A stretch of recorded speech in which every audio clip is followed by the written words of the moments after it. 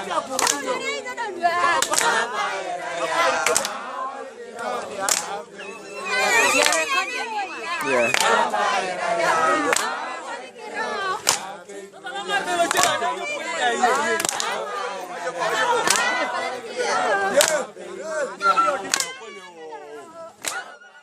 The work is not without hazards. Just imagine it's about midnight. We are on the way to Kotido. We have done about 300 kilometers. And guess what? The vehicle, the tire burst. And the jack, the wheel spanner, when we took it for a washing, I think it was taken out. So here we have very bad stretch on the road. No wheel spanner, no jack, midnight. So, if you slow some people, they will probably think, what's happening. So, this is the plot. It's like a movie, we can't go back because there are no houses there. It's midnight, everybody's asleep. We have to go to Karamoja to address the kings. And what can we do? I don't know how far I am, what is the longest, but we have to put a spin on it. Maybe do a song, what song can I come? Ushungro nyeje bajenyi ushungro nyeje barire ngro nyeje emanzi ushungro nyeje kaziza ushungro nyeje bajenyi ngro nyeje karire ngro nyeje barine ushungro nyeje kotido ngro nyeje emotoka ngro nyeje kayafa ngro nyeje. Maybe that will bring good luck, huh? Let's see. Very, very beautiful sunny day here in Karamoja. I tell you, we spent the whole night traveling, and what incident. The roads are horrible. Some of the most horrible roads in Uganda are on your way to Karamoja, right from Soroti. Now we are on the road to Kotido from Abim, and that is okay. But the other roads, they are horrible. The potholes, the size of a Petra train. The water clogged, the obstacles. It is really unacceptable. The rest of Uganda has got very good roads. I don't see why Soroti and Moria, cannot have those roads. That is not acceptable. Then, the other thing, there are no signposts. No signposts. We got lost. You could drive 20 kilometers and then there's nobody to ask because it was in the middle of the night, after midnight, 2 o'clock in the morning, 3 o'clock in the morning. So we kept zigzagging until now we are on the highway to Kotido. We are about 70 miles from Kotido. We started traveling yesterday at 2 o'clock and we have not stopped, we have not had a rest. And behind me is this very beautiful rocks, man. This is totally amazing. Now I understand that some cement companies are destroying some of these rocks. After I've done this piece, the brother would swing the camera to show you. This is totally spectacular. I mean, it's really out of this world. The rock. Africa is so amazing. Africa is so beautiful. Uganda is the same. So, haven't slept. That's not unusual. Most of the people who see Kiurankuwa do his thing on radio or on television, give these lectures, really don't know how difficult it is to produce almost one lecture and the trouble that we go in. So I am going to meet the elders of the Karamoja. The elders, the chiefs, the notables, the kings, the chiefs to the Europeans, the kings to the Africans. And I'm really thinking I should have psyched myself, because this is really, really important for me. You know, these are ancient people, magnificent people, a people of great strength, and a people who represent great promise. And shall they welcome Kihurankuba? Will they remember Kihurankuba? Will they remember what Kihurankuba said to them? Will they know how much effort I have taken to come and meet them in their own majesty and grandeur? And do they know the beauty that surrounds them? They must know, because they have kept it intact. Now I know that Tororo cement is after these rocks. And underneath these rocks, there is also something precious. But I'm not going to tell you now. Something very precious. But that's not what has brought me.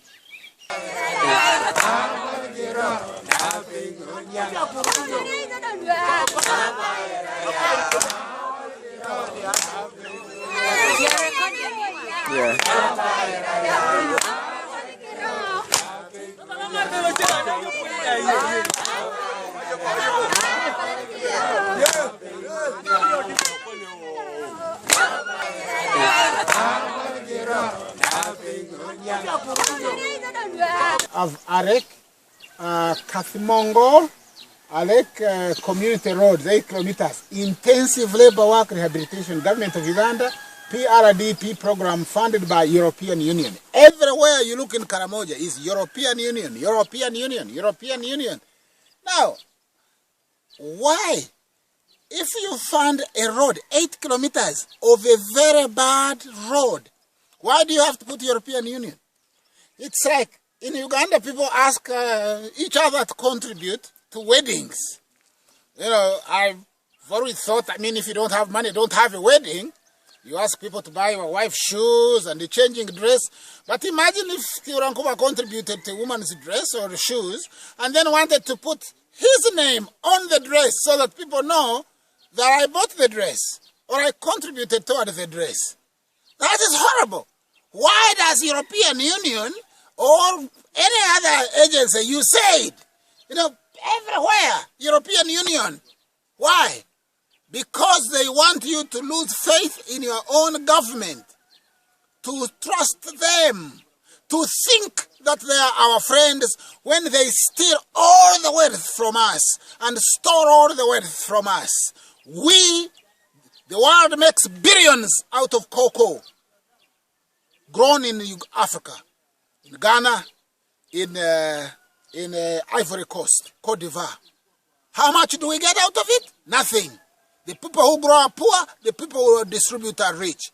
The world has ivory. The people who have elephants are poor, the people who trade are rich. What about coffee? Discovered in Africa, grown in Africa and South America. The people who grow coffee, very poor. And those who sell it, extremely rich. Do you know what would happen if Europe had no coffee, or Europe had no tea, or Europe had no sugar? We are the people that produce all these things. And once they rob all these wealth and take them to their country, they get a tiny little bit. But there is another secret that I told you that is in Karamoja. I'm not going to tell you yet until I tell the kings. All that wealth siphoned off out of Africa, and they dare even repair. Look at the tiny little road. Look, look. It's almost a footpath. And then they put European Union. European Union.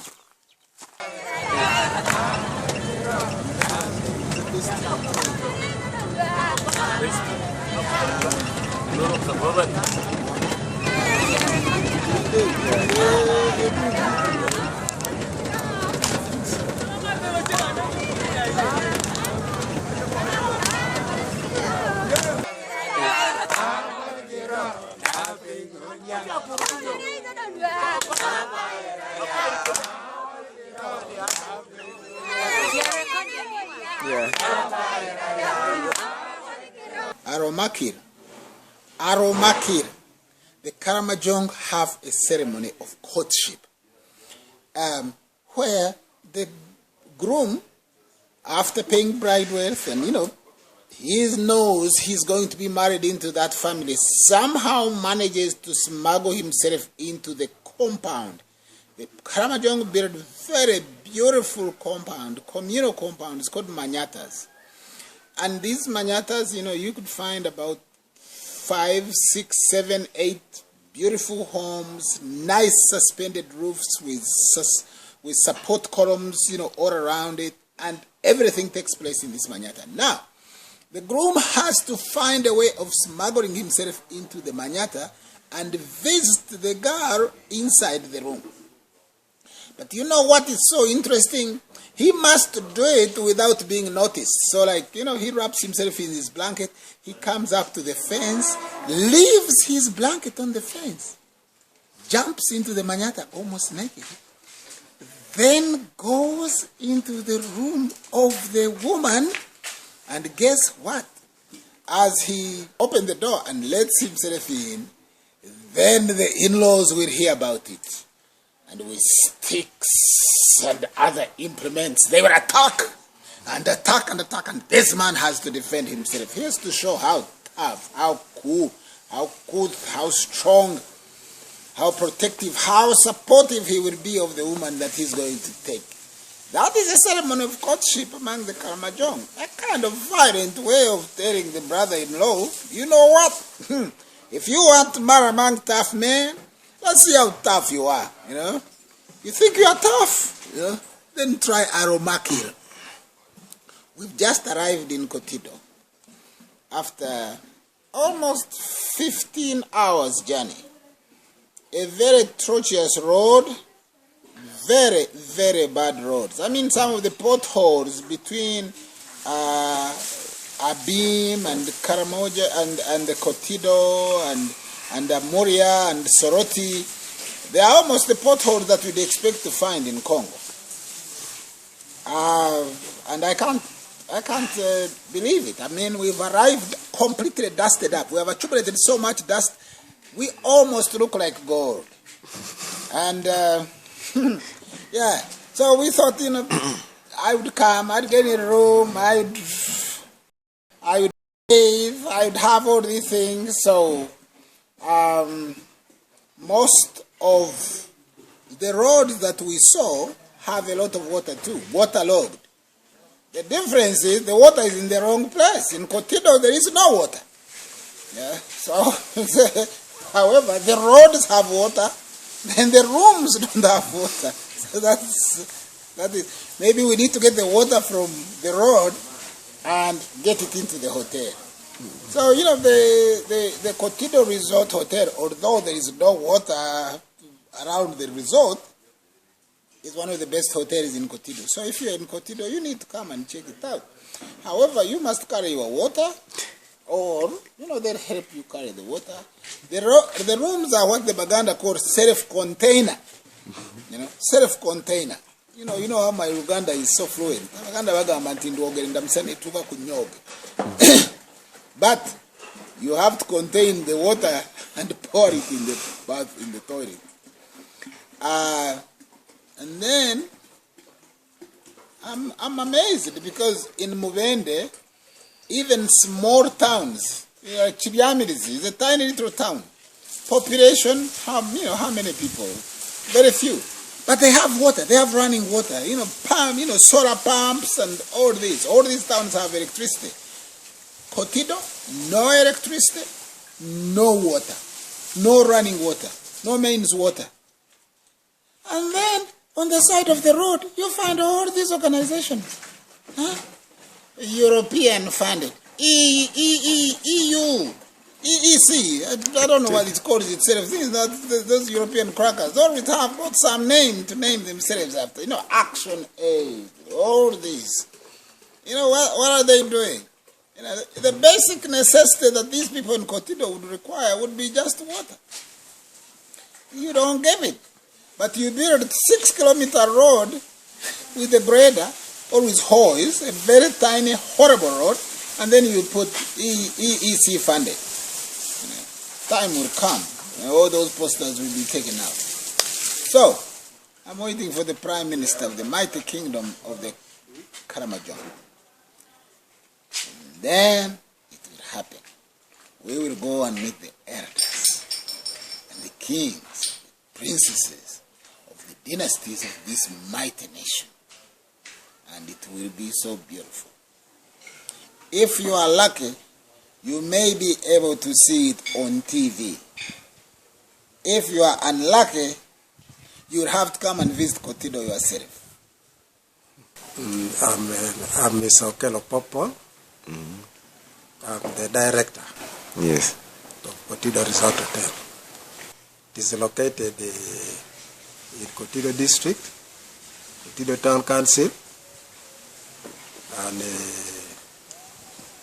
in Kidepo region. That is in Karamoja. Okay. Okay, here we have services like accommodation, which is we have self-contained rooms. We have catering services. We have gardens for functions. We have tents, chairs, music system in case there are functions, which the place is enjoying.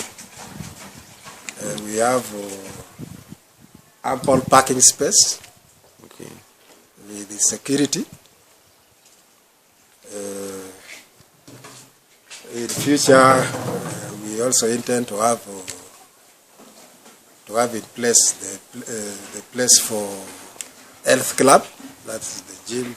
That is in the future planning. Okay. Yeah, I must thank the NGOs. In fact, the NGOs have played a very leading role to ensure that this place comes to this state. They have really stood on their ground. They have supported the place, and they have still continued to support the place. And also government, because government has identified also here as a place that can handle regional services, like workshops, like the 7 districts of Karamoja. And this government has been handling them here. Yeah, I think the security for now is very okay in Karamoja generally. In fact, I must thank the government for the effort. It has been a sacrifice from government, even from us, people in Karamoja who want peace. We have also sacrificed in one way or another to have the guns out of the place. Because if you see from the past government, people could not come inside here. This kind of facilities you cannot put in place. They will kill you. So we really helped the government. We came out and sacrificed also to ensure that the guns are out. And as I'm talking now, I think Karamoja is very peaceful. Very peaceful. Here people you can even stay throughout the night. And if anybody causes any problem here, it will be got out, because people are now vigilant. People want peace. Okay. So I really thank government for the effort it has done to ensure that the place is very, very secure now. Yeah, I think somewhere, I really don't know where the whole problem is, because now we have 3 major problems which is not yet addressed. I don't know what's the problem. There is problem of the road. If you have been moving around, we have now abandoned Moroto Road to access Kotido. So we have resorted to, that is for business. That's Amuria Abil through Soroti coming this side. During the rainy season, it is really a very big problem.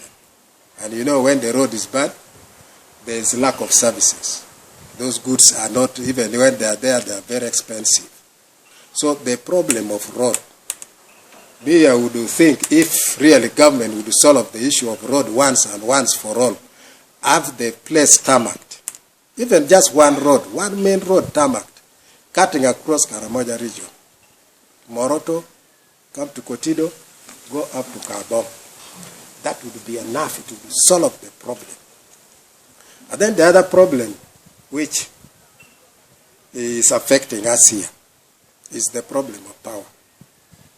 In fact, if there is any district, Kotido it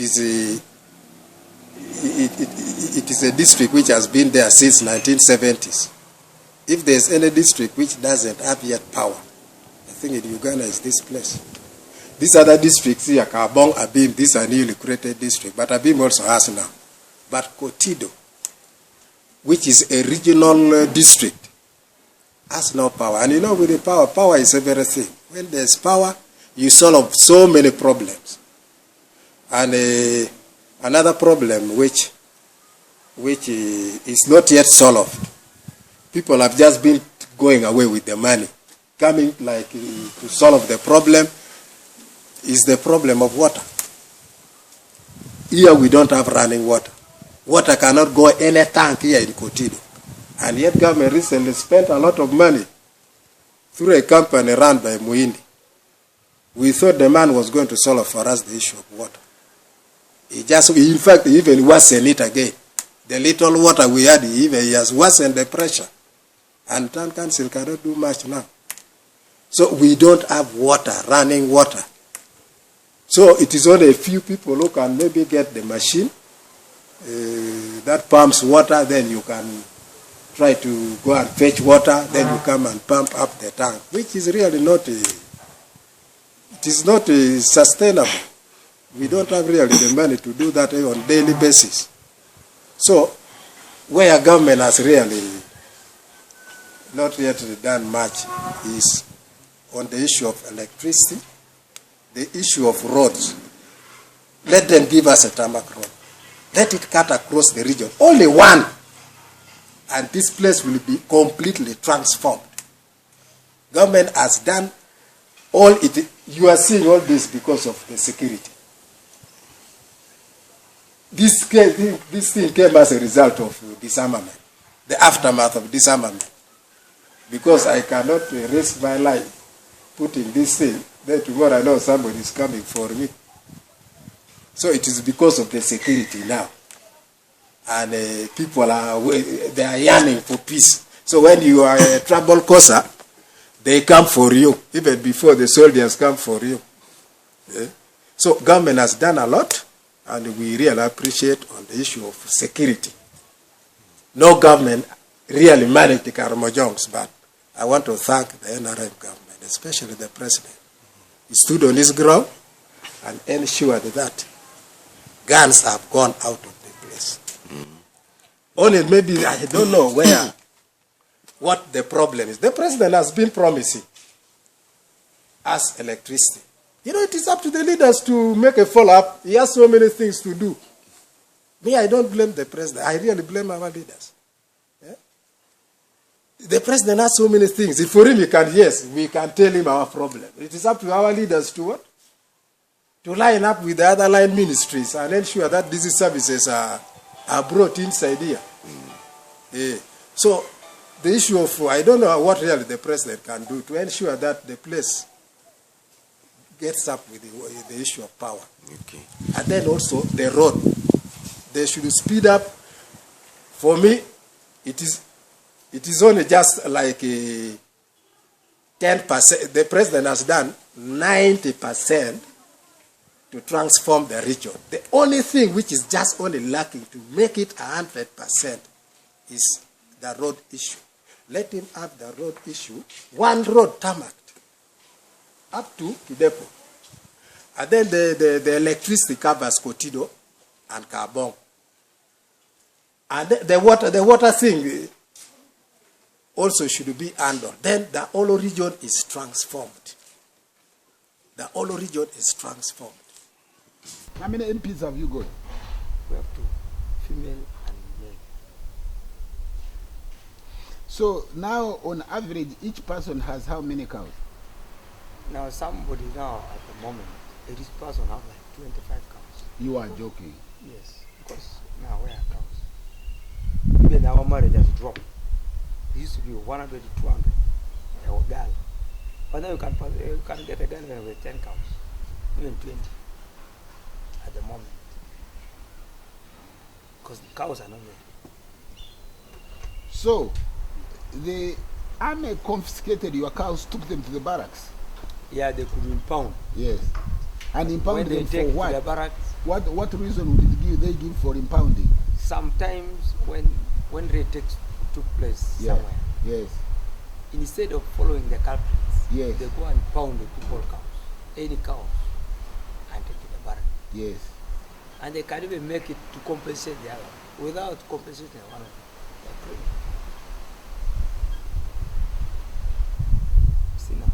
Yeah, I Then can sometimes because of some men, when they hear you have a gun, so they come and take the cows so that you bring see the gun. But then on the process, the cows get lost. So when you go to get when you take the gun and the cows are not They there, are not there. You find they are missing, and wouldn't they record how many cows they are taken? when they record, Yeah. they have their own record. But you know, for us, the Karamoja knows the cows by color. Yeah. He cannot know the number, how many, Yeah. but he can count all the colors. Yeah. So if you want to know, you tell him count for me your cows in Yeah. colors. Yeah. We count, then you keep counting, then you know this person have 200 cows.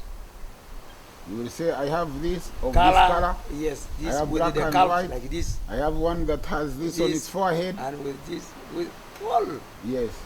Where it gets stuck as enough, it doesn't have. Where he says all the colors have been accounted for. Yeah. That's the cows That he is- has. Mm. Whereas this one will just say we have taken 25 cows. And again, when they write 25, Yeah. when a cow give birth, Yeah. they've eaten a bigger one, so the calf will replace that. So they keep the number constant. So they keep them there for a long time. So of course, sometimes even for 1 week, even a month. Because if you have 250 cows, some of them are giving birth almost every day.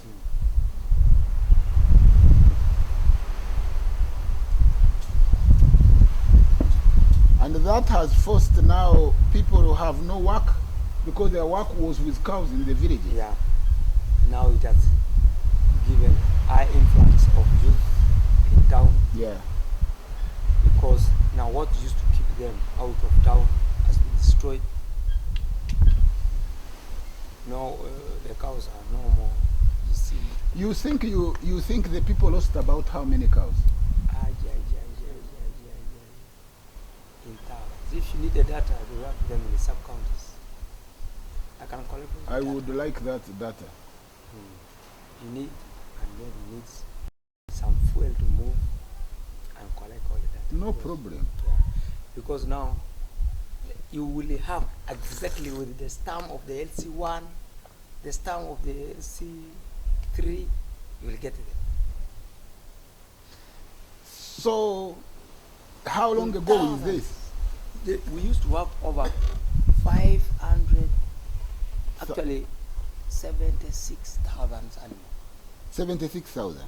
576,000. 576,000 animals. Only in about 3 sub-counties. Yes. Out of 6 sub-counties, but only 3. Mm. But now, the whole GA, Mm. you cannot get even 50,000. The whole kingdom. You have lost over 500,000 cows. Yes, in the raid. We shall give you the data. We have the data. So, what about the other? What about the other dynasties, the other clans? The other clans, Do, like do they also lose cows? they have also lost. Like Bokora also. Like the Dove also. They also lost these cows to the army. They lost. The army have lost in the raids Yeah. after the disarmament, because people did not have anything to defend the cows. Yes. So those one who are harmed just come and pick, and the army cannot recover all of them.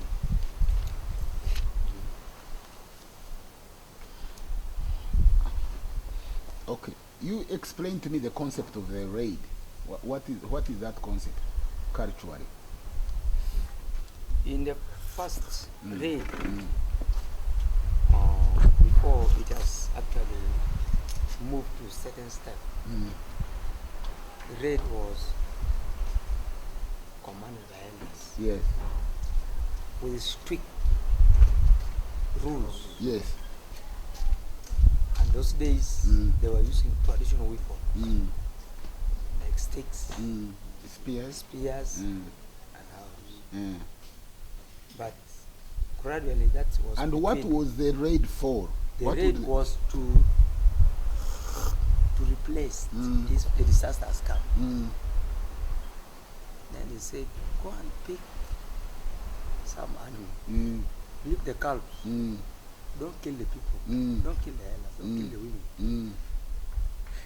And don't raid all the It animals. was like forced compensation. Because now you said you go so that you also survive. So when you bring, also those one tell you, don't go and slaughter. You go and keep. You shall also come and collect. The other people who you have taken the cows They from. have taken it. Don't go and slaughter. Don't sell. And that's why most Karamoja don't sell anymore, because they know it belongs to them. Also that they try to come and get. So it was just normal to them. So they would say, okay, you have taken our cows. Yeah. Wouldn't they resist? They will try to resist, but this other one will overpower them. Wouldn't people die? They will die on the process, of course. Of Struggle. resisting? Yes. That struggle to scarce resources. Yes. Mm. They die. Then from there, these people come, they're happy, they're ready. The women welcome them, but they are crying. Those one also get organized and come. After how long? After like 1 week or 1 week. month. But 1 week the cows have not given birth. No, they will not raid this one. They raid Another one. Another person. No, not necessarily this one who raid it. So Why couldn't the elders get together and say, okay, we have lost so many, we have lost cows, we will need some, give us, and then we will give you instead of raiding. yeah, that's what who will give you. Who will give you? Why don't we do the same to the banks? You know, because they have the money and people are poor, we just raid the banks. They are We take- protected. If they were not protected, people will go for that money. Not that many, like 2 guards. But again, then the Karamojong Eh, don't understand money. yeah. Their money was in terms of cows.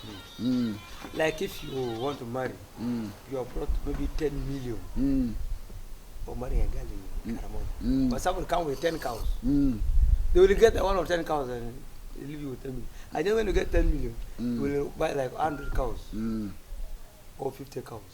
Yes. But the one of 10 has taken. Eh, So Okay. the value, the lifestyle rotate on them. They associate animal as the one that can fight poverty, that can open ways for livelihood, that can improve their life. Cow. Now let me ask you a question. Based on what you have told me, instead of setting up industries, would you rather the government compensate the people for the cows? So they can say like each home gets, 50 animals? It will be better. That's one. Second, if first those one who lost the animal, first be compensated, then the rest of the family. But for the purpose of generating money for the kingdom, actually it is necessary For the industries. because we have untapped resources. Sorghum, even millet. So these are some 3: sorghum, millet, maize. But maize, though we produce not so much, but millet and sorghum, we produce, all family produce. Yes. Okay. But if they are if they are looking after cows, where do they get time to produce millet and sorghum? Because millet is labor consuming. Here Karamoja, labor is divided and shared. Yes. Communal. The community. So like if you're harvesting, Those- all the community comes. Those who actually stay in the kraal is being managed under the management of kraal leaders. And in the kraal, you can have 4 to 5 shepherds. Okay? You can have children. It is an institution. So these young children are taken to the kraal to get nutrition to be fed and to grow in the kraal. So when they're in the kraal, they don't fall sick anyhow because they get milk, they get blood, they eat meat. So they don't survive. No they don't survive. Growth, no.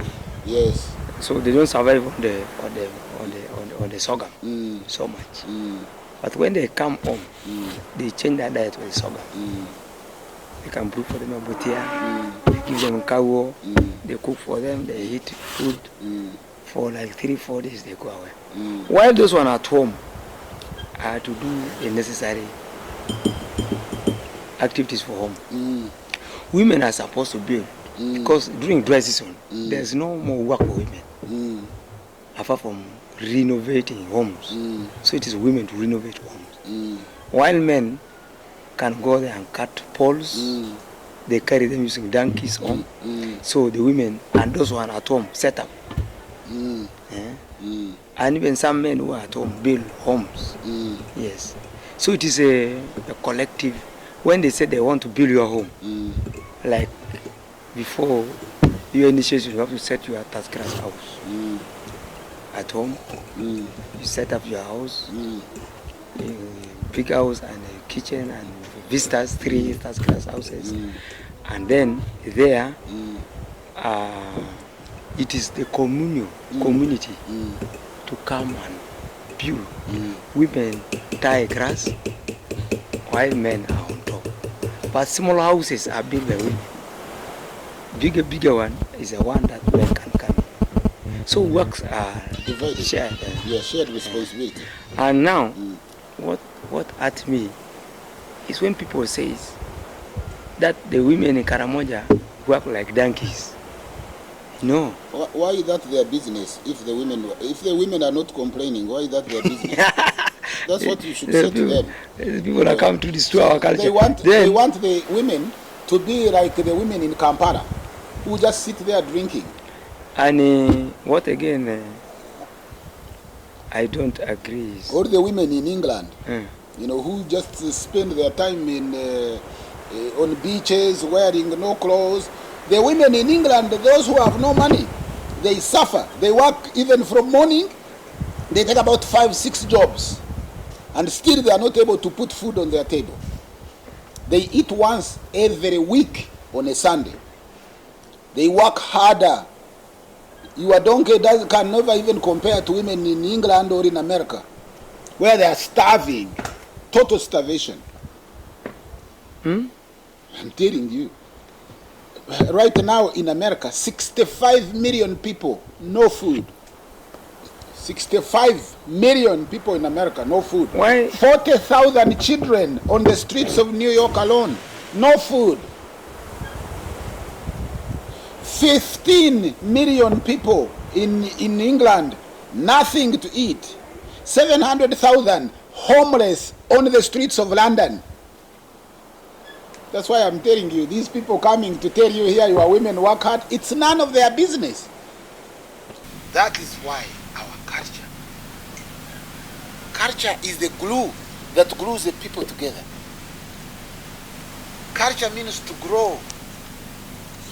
Culture gives you a language. Language is, in English, is 2 words. Etymology is lungs and then gauge. And lung is to breathe.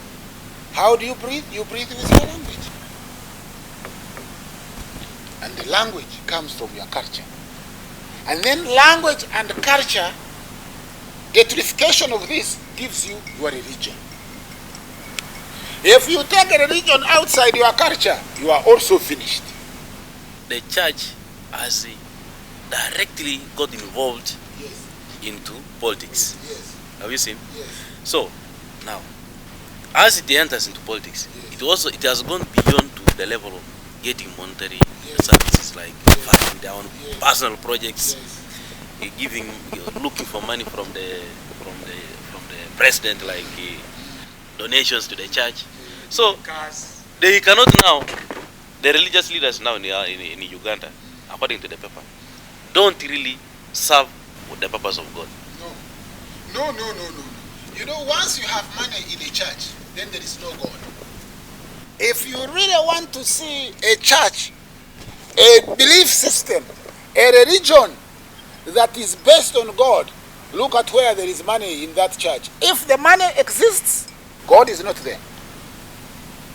Because of course God created everything. He created diamond, tantalite, nubium, gold. Now, does God really require you to give him some English, some Uganda shillings? Say, if you give me, I'll give you a blessing. How can that be? Yeah. Where he say that now give money so we pray for the body the deceased so he can enter heaven. Is that God? That's not God. All these pastors that you see saying, you know, we need to build this magnificent church.